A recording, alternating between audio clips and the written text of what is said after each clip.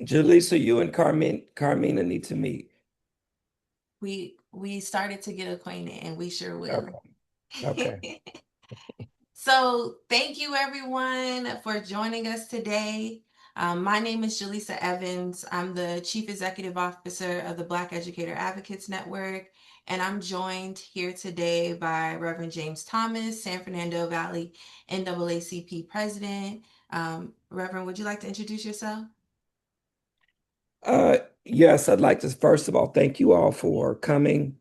This is as Jaleesa has said, is a very serious issue that we must confront and not just give lip service.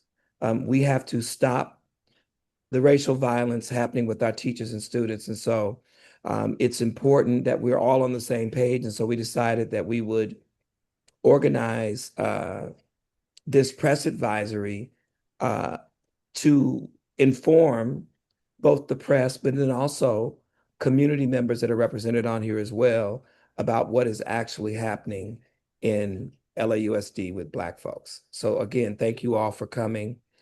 And again, I'm the San Fernando Valley president of the NAACP.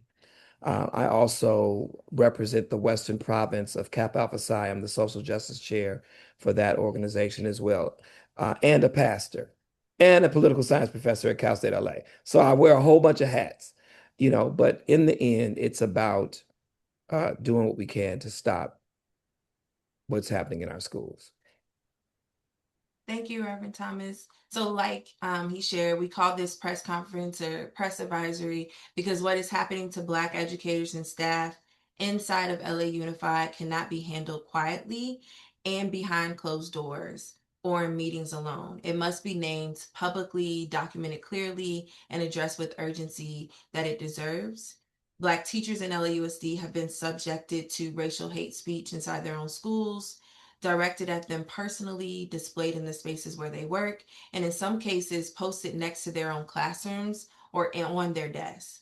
And when these educators spoke up, many did not receive protection. They received retaliation, non re-elections, poor evaluations, professional consequences for demanding to be treated with dignity. That is not an isolated incident. We know that this is a pattern that has been reoccurring across LAUSD and across the state. And today we are here to say that the pattern must end now. So we are going to be presenting documented evidence today of what Black educators have experienced. We're going to share with some updates on our meetings because Black teachers have not just been experiencing this and letting this happen. They've been pushing back and they've been organizing. So we'll share some of the meetings that we've had. We will also outline and get really clear about our demands, about what we want to see.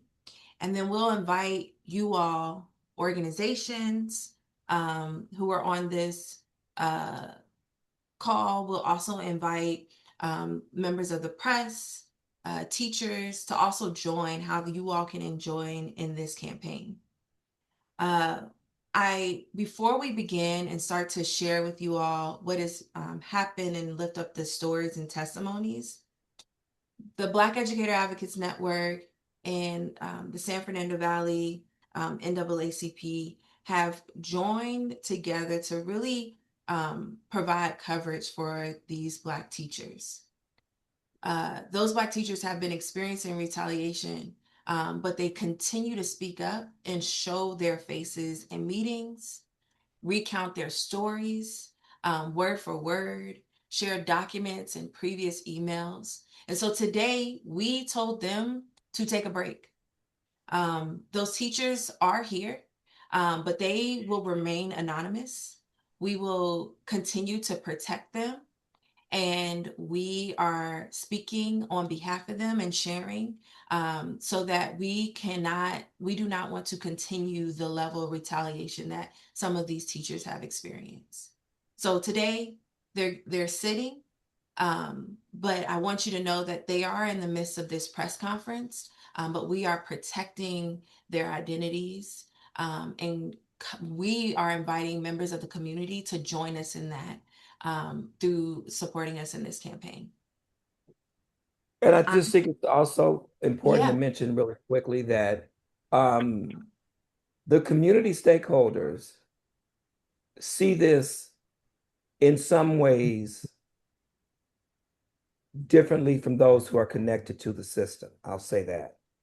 Um, we are out of patience in terms of being members of the community and having to have both teachers and students have to deal with this. So I just want to make that like very, very clear that we in no way intend to stand idly by and allow this to continue. And it has continued for over 20 years.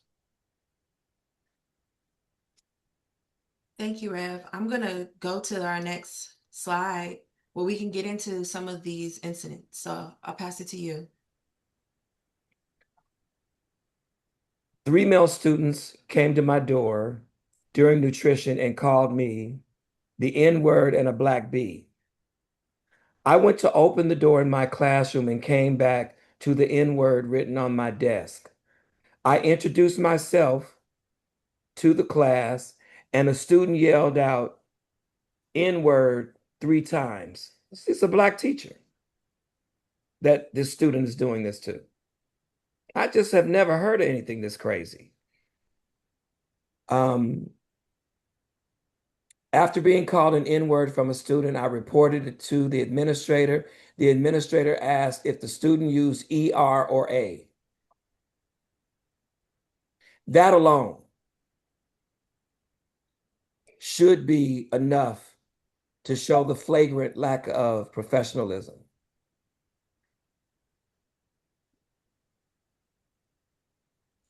which I would think would earn them reassignment. My preference would be termination, though, not reassignment, because we'll talk about that later. I'm just here to read the quotes. Um, you ready for the next slide? My,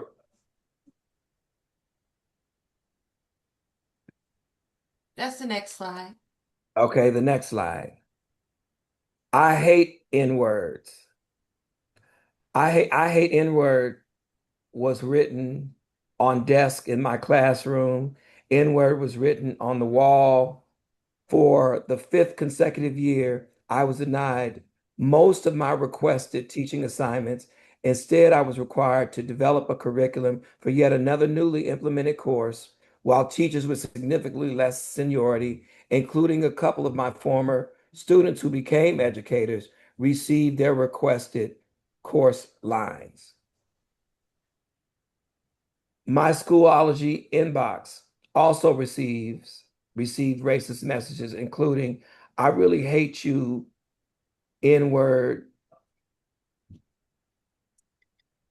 "Black is ugly and you are," and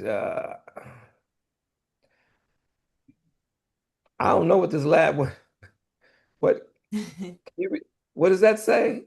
Hold on. Which You are one? a this it says right after it says so you are a what is that? So, so this says my Schoolology inbox also received racist messages, including "I really hate you, nigga.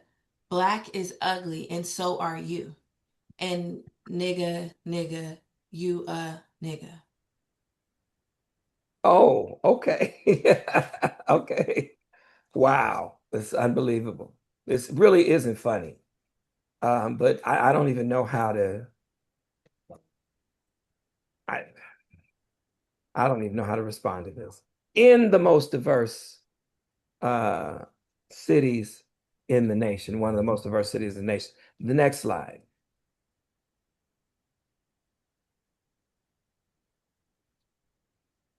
The only black male 7th grade student was called the N-word by another student after winning a one-on-one basketball game. The incident escalated into a physical altercation.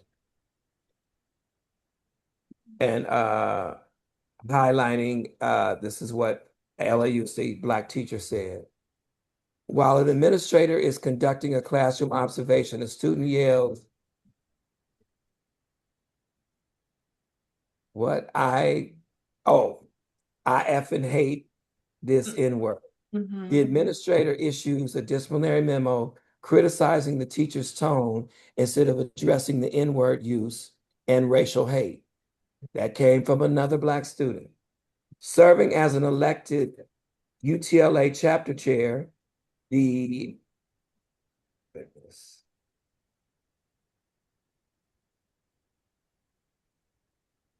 the educator formally reports racially hostile work environments and demands an end to anti-Black hate speech on campus. Later, a student explicitly targets him in the classroom, shouting a severe anti-Black racial slur, stupid N-word 4 times.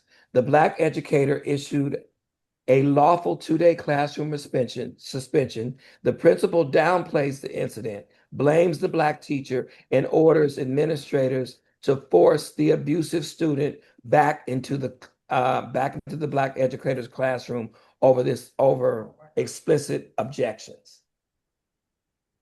That's another administrator that needs to be fired.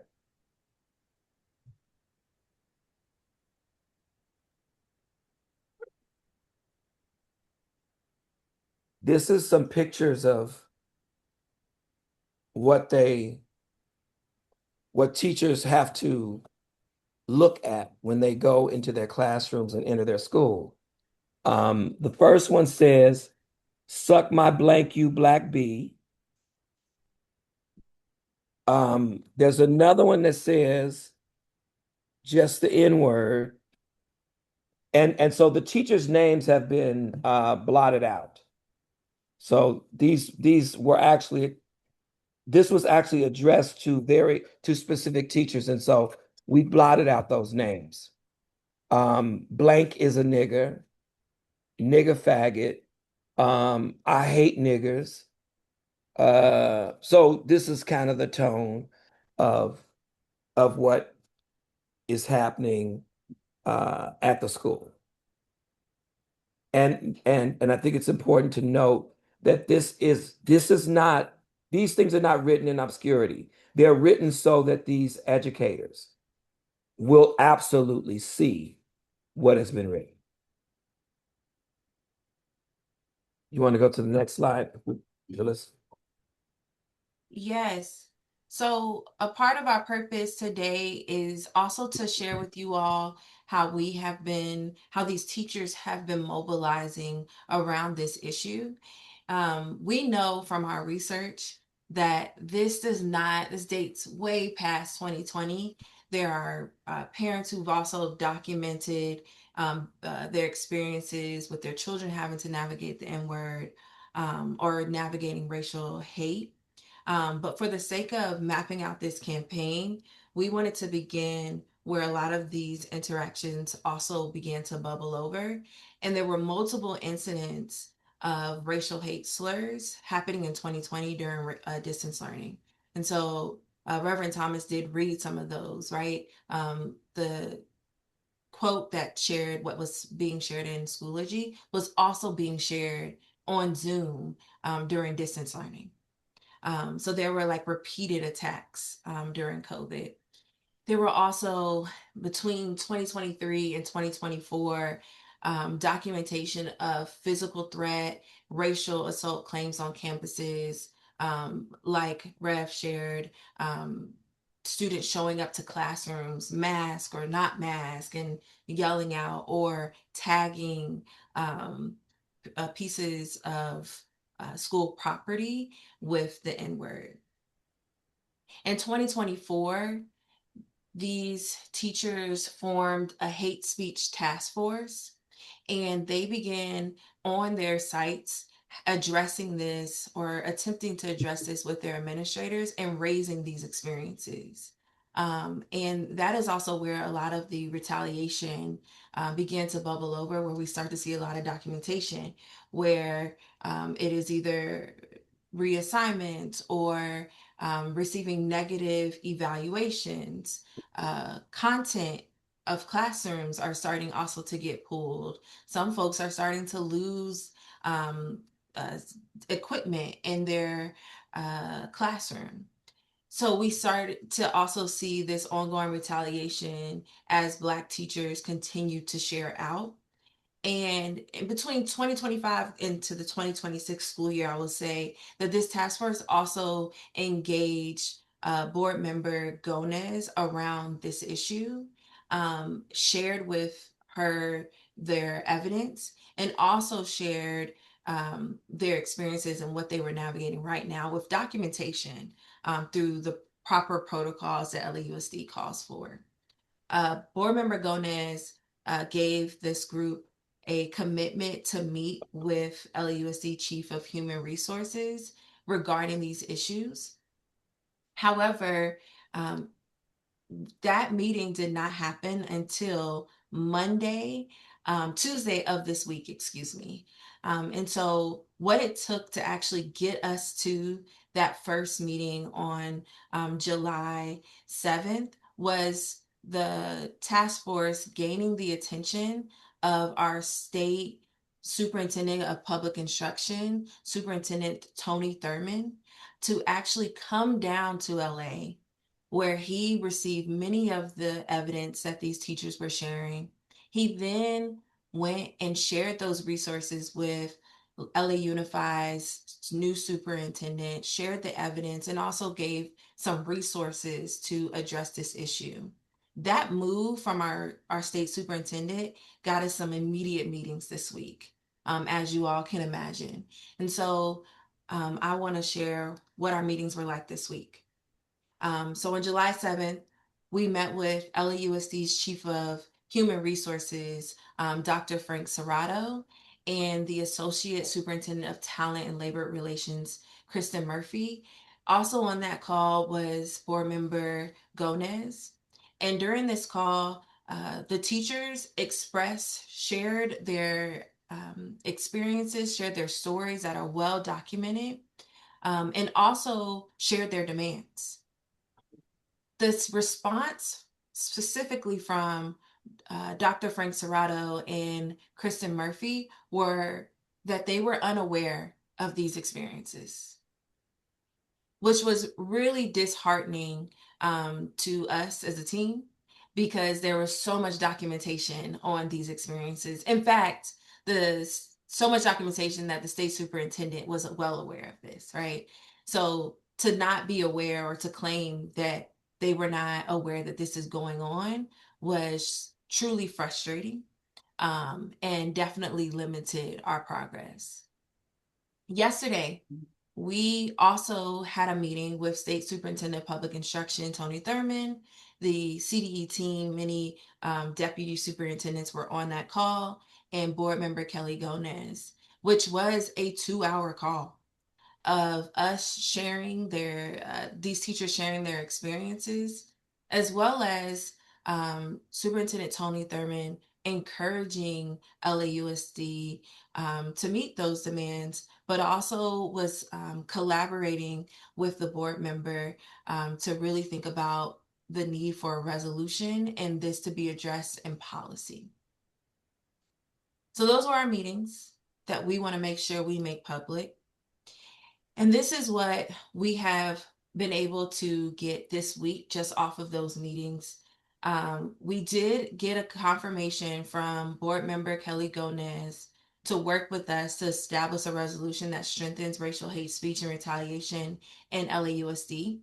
And we as community need to continue to make sure that this resolution is not just a piece of policy that does not meet the demands and the experiences that these Black teachers have had to navigate.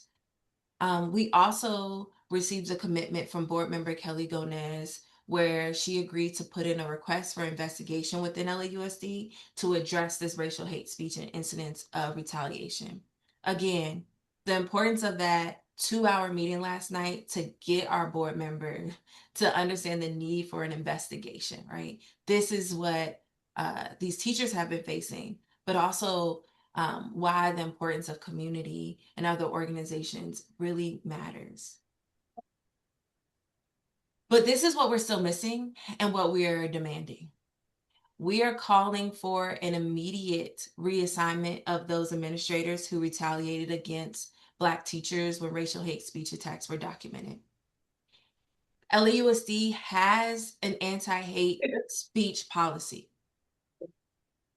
Those principals, those administrators did not follow the current policy, especially as it relates to causing more harm to these teachers.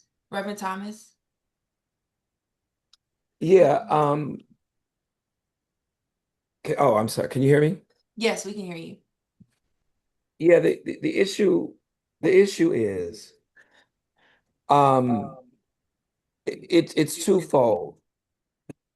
If a teacher can literally be fired or have her contract not renewed because she reported a hate crime, how is it possible that this behavior that has created this environment, these administrators have created this environment.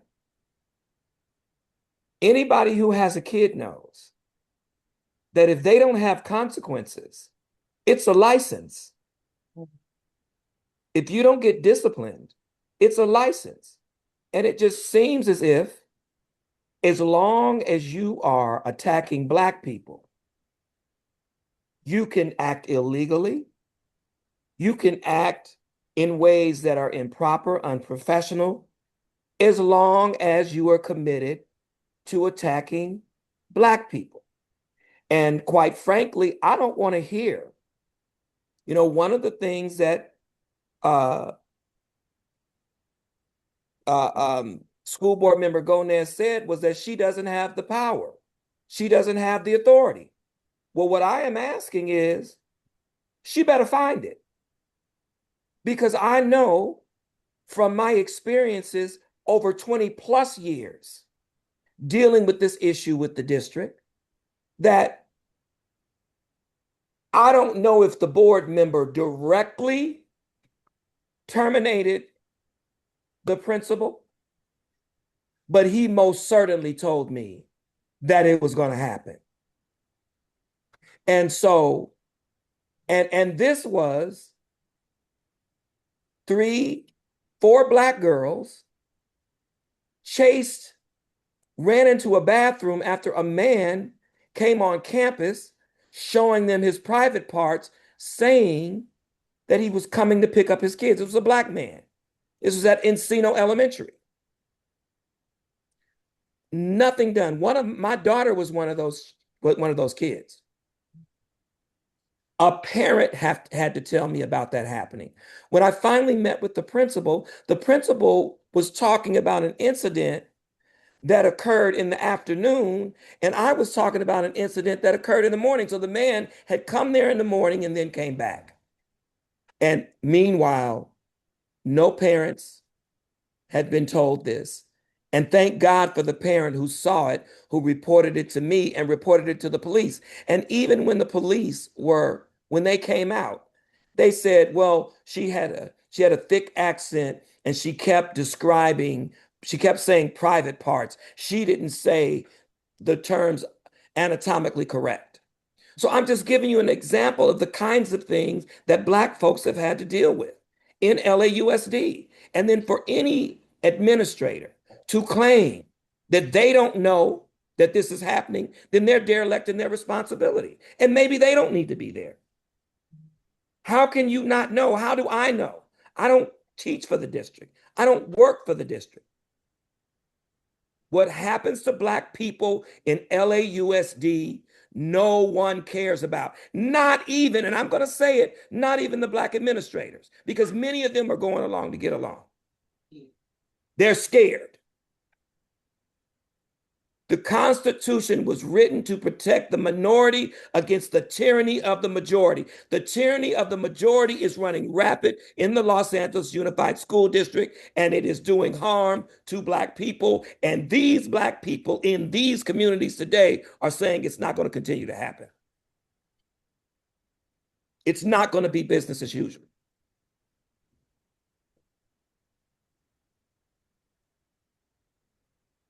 So whatever pressure we are able to apply, whatever campaign we have to develop in order to move these people out who are doing this harm to our community, we're willing to do it as a community. And this is only the beginning. This is only the beginning. We were also very clear in our meetings that we were having this meeting today with press, and we're going to continue to be sharing this press. All the images that we shared today, we are going to also share in a follow-up with everyone who registered and members of the press. We are not going to be silent about this. So for folks who are also on this call, we want to invite you to participate with us. I am putting in the chat ways that we can get our immediate demands moved. So there is a sign-on letter that is a click to action that we are asking for the immediate resignation, a reassignment of these administrators who retaliated against Black teachers. And I want to be clear that with an ongoing investigation, these administrators should not be actively at their school site anyway. That is a huge conflict of interest because that is where the harm occurred, right? And so this demand is not foreign. This is actually protocol. They should not be at the school sites because that is where the investigation is going on. Right? So we are calling for this reassignment, but it is truly a part of protocol. So we invite you to sign on to that letter and us doing so. The second is we know that there are other Black teachers on this call and that they are not, that these teachers and these instances are not the only ones. And so we are inviting you all to use the link to share your story. When we were on the call with Superintendent of Public Instruction, Tony Thurman, he shared with us that he frequently receives calls on this issue up and down the state. And so this no longer needs to be a whack-a-mole where we are just hitting individual incidences and trying to put them off. We have to cut the head of the snake off.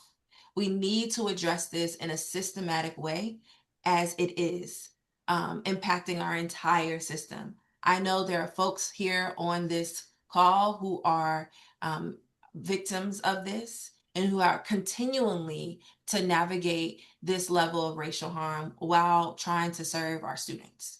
And so I encourage you all to use the story form to share your stories because it only strengthens this campaign. And we will not, go ahead. give your names to anyone. We will not Yes. give your name to anyone. And I think it's also important to note that while we are demanding that the administrators that we named be terminated, reassigned, my language is termination. I don't think they deserve the right to manage a school given their beliefs. But I think it's important also to note that this investigation should not stop with these 5 or 6 administrators. Absolutely. Every exodus, every school in the Los Angeles Unified School District that has had a mass exodus over the last 20 years, possibly, I mean, maybe since we have the timeline of 2020, but I think we need to go back further than 2020. Any school that has had a mass exodus of Black administrators or faculty need to be investigated. Every one of them, not just the 5, every single one of them. And anyone who is on here who knows of, I mean, I know of one school in particular where all of the Black men at the school were just fired.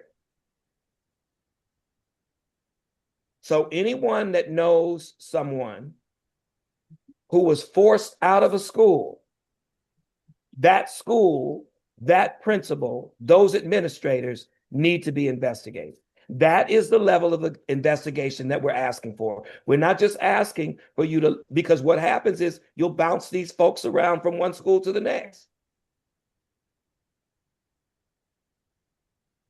That is, thank you, Rev. That is also plainly stated in that sign on action that this instance is also going to set a precedent, because we need this to be a practice within LAUSD for us to be actually using these exit surveys, to be actually tracking this data, for us to be able to make decisions.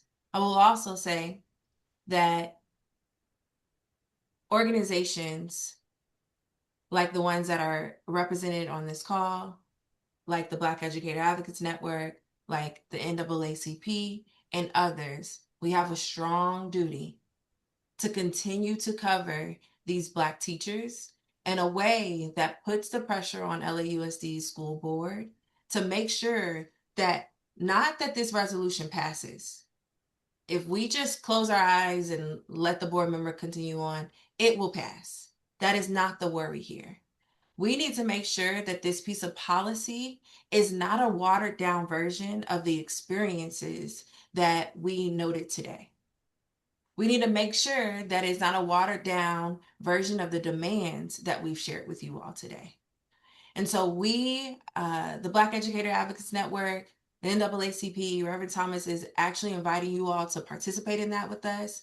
And so we have the registration list. We'll be also sharing out with you all ways for organizations to engage in this with us as we create this policy that is structurally addressing harm.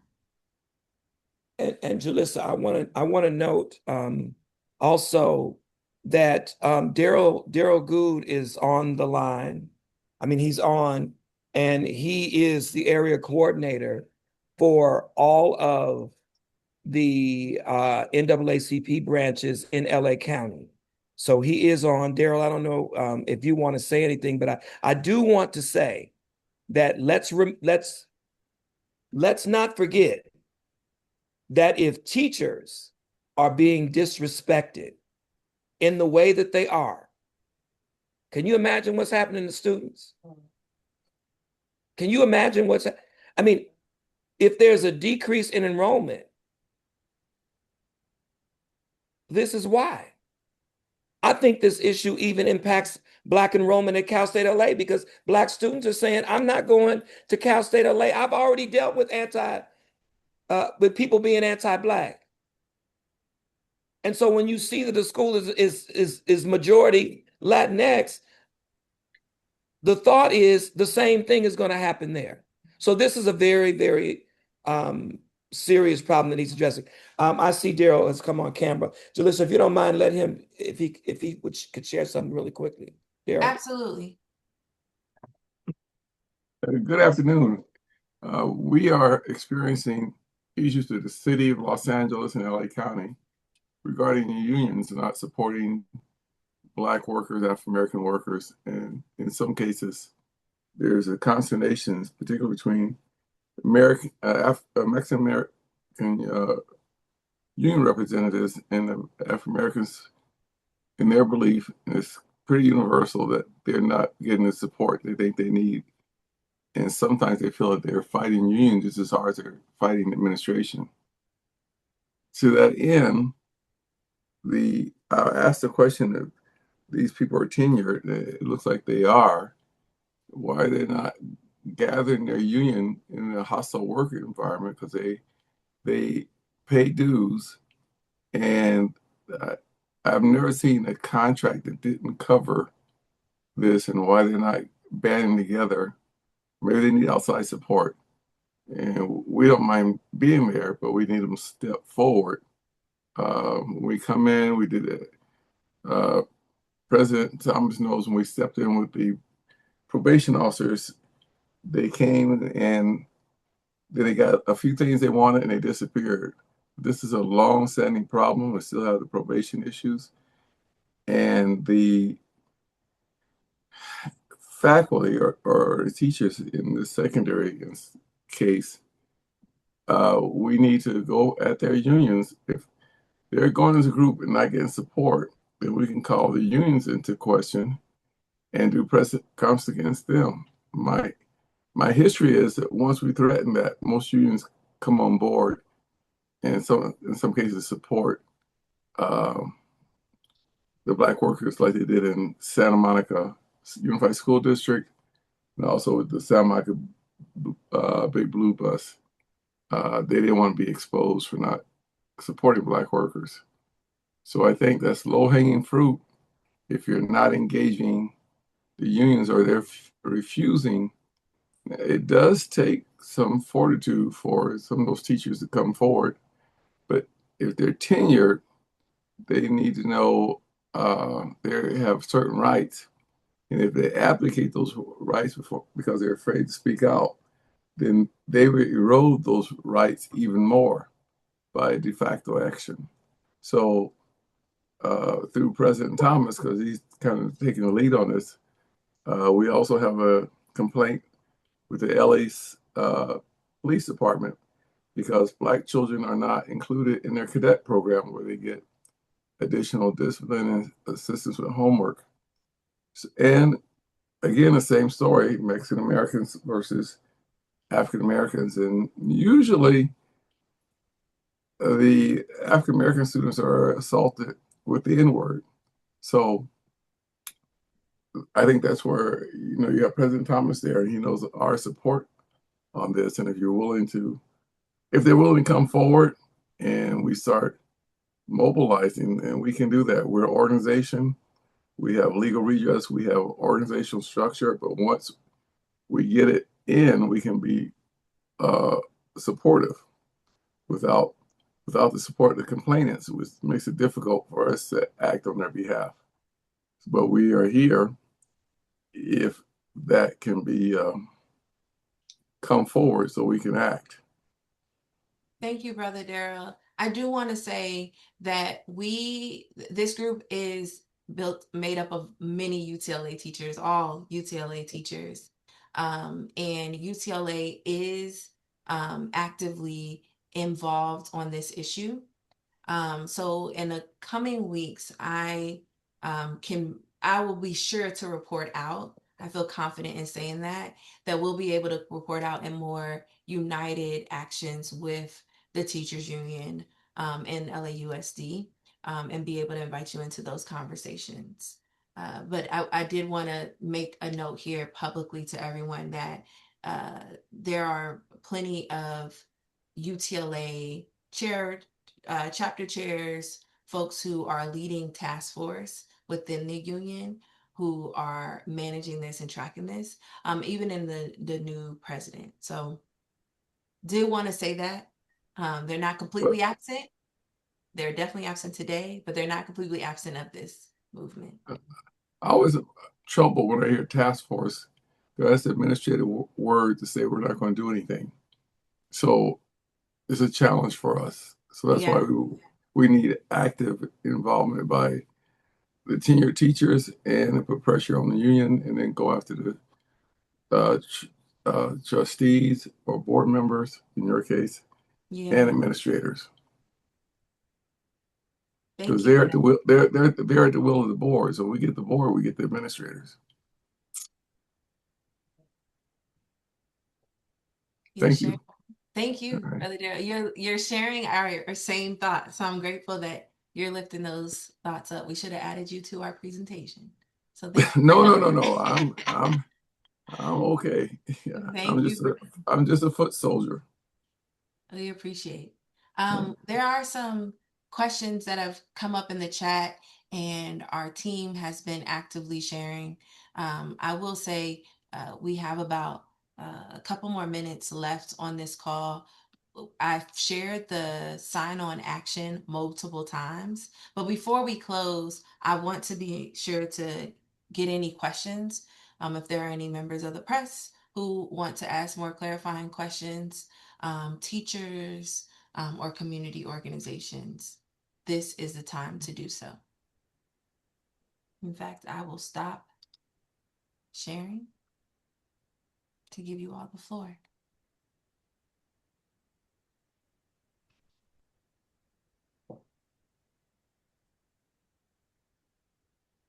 Nope. So that means there's no questions. No.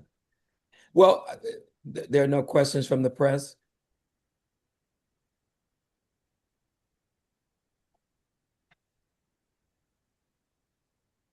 Well, since there's no questions from the press. I see Charles Clemens for asking a question. I know he's not a Okay, member of the press, but okay, Yes, go ahead. indeed. Greetings, everyone. Grateful to be on. And Reverend Thomas, appreciate you, my brother, and all that you do for our community, and to each and every one of you. My question, it was raised earlier about involving unions with regard to the teachers. So just a follow-up to that, was there any engagement with any of the unions, particularly dealing with this issue facing our Black teachers?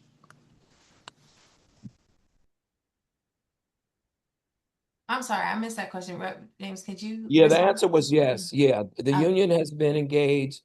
As a matter of fact, the union was responsible for bringing bringing one of the teachers back who was fired for this. So they are definitely engaged. However, they are not controlling this campaign. This is a grassroots campaign, and the benefactors of this campaign are the most vulnerable folks in our community, which would be our Black students and our Black teachers. And so we are centering Black students and Black teachers in this campaign. And so we're thankful that the union is supporting the work. And I would say, since the press doesn't have a question or a comment, I hope that they will report this in a way that honors the legacy of Black people, that they will understand and not be undermined by the media machine of the district in terms of trying to defend or trying to put down or deny what has been shared here. And so I would just like and would ask that the media would be vigilant, because they can play a role in making sure that Black folks have equity in LAUSD, or they can play a role in making sure that they remain in an unequitable, hostile environment. But one thing that is for certain, that responsibility will not be left up to the press or LAUSD. It is left up to us as people in this community, as taxpayers who want our children and our teachers to exist in an environment where they're not harmed. And it's very, very important too to just lift up. You don't get to harm people and then just say, oops, my bad. You have to mitigate the harm that you've caused. And this is one of the reasons that we need this data, because we need to understand how many Black teachers, how many Black students have left the district because of this kind of thing. We need to know that. How many Black teachers are looking to leave as we speak? Because I wouldn't work under that. I don't know how y'all do it. You're better than me. And all the Jesus that I have, I could not do it. I'm telling you, I just could not do it. Jesus would really have to help me. You know what I mean? Amen. So I'm just telling you, you all are phenomenal for putting up with this nonsense, because that's exactly what it is. And so anyway, that's all I have to say, Jalissa. Yes. But I do want you to be mindful. The allies and the community partners,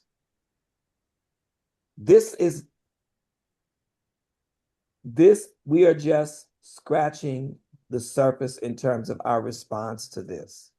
We are hoping for a real structural resolution to this issue. If we do not get it, we will utilize our collective power to force the issue. And once we get to that point, that is the point of no return. We want this to be able to be worked out. We want all people to be able to flourish.